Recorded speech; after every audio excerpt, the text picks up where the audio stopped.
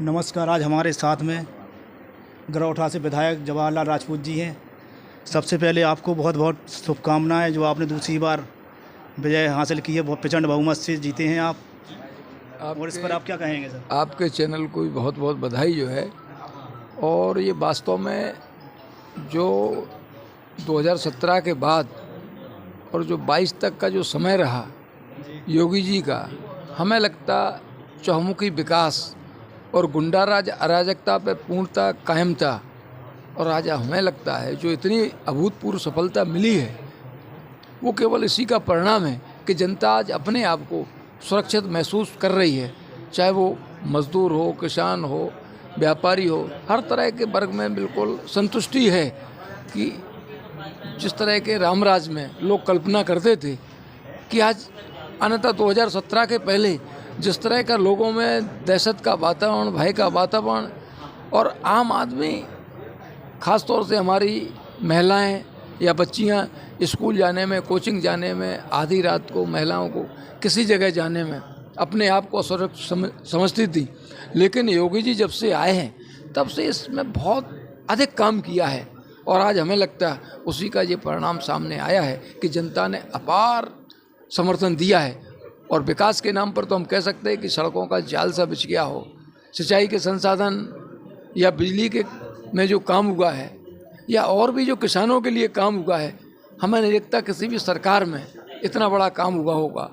और ये 70 साल की आज़ादी के बाद बुंदेलखंड में अगर कोई बहुत बड़ा काम हुआ है, चाहे केन बेतवा गठजोड़ नदी का जोड़ने का हो या वहीं पर डिफेंस कॉरिडोर को न केवल गरौठा विधानसभा क्षेत्र के लिए, न जनपद झांसी के लिए, न बुंदेलखंड बल्कि उत्तरी भारत के लिए बहुत बड़ा एक काम डिफेंस कॉरिडोर खोलकर नौजवानों के लिए काम के लिए एक जो आधारशिला आदरणीय मोदी जी, योगी जी रख गए।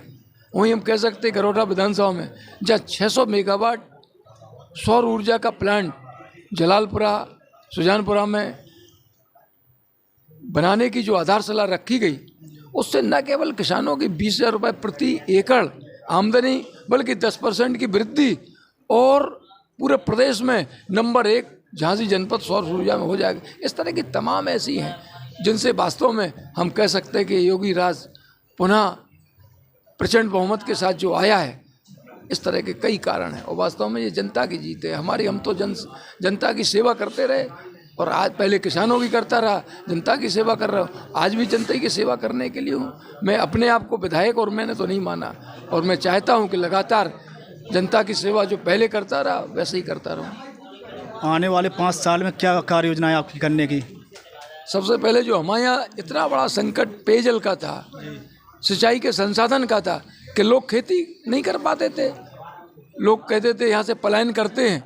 लेकिन आज हम आपको बता दें, अगर किसी विधानसभा में या बुंदेलखंड में पेयजल का जो मोल खरीदते थे गरौठा गुरसराय में 85 करोड़ की योजना को, और हमें लगता 2022 तक कंप्लीट होना थी, लेकिन कहीं ना कहीं कोरोना की वजह से विलम्ब हुआ है, लेकिन जल्दी ही वो पूरी होगी। दूसरा, सिंचाई के संसाधन जो बड़वार झील भरने का जो काम हुआ है, कम से कम 70-80 गाँव को लाभ देने वाली है। और ये हमें लगता डुमरई हो, कचीर हो, हीरानगर हो, बिल्कुल अंतिम छोर के। लेकिन अभी मारकुआ क्षेत्र है हमारा एरच का क्षेत्र है, भामौर का क्षेत्र है, गुरसराय का क्षेत्र है, जो अभी पानी से वंचित रह गया है, उनके लिए भी योजनाएं जो बनी हैं, लिफ्ट कैनाल की डिकोली से हो या मारकुआ, सिमरदा या सोनकपुरा से प्रधानमंत्री स्प्रिंकलर सिंचाई योजना की हो, लेकिन उन पर अभी काम होना बाकी है। और हमें लगता पेयजल का जिस तरह से बुंदेलखंड भर में हर घर नल योजना काम चल रहा है, बहुत तेज़ी के साथ चल रहा है।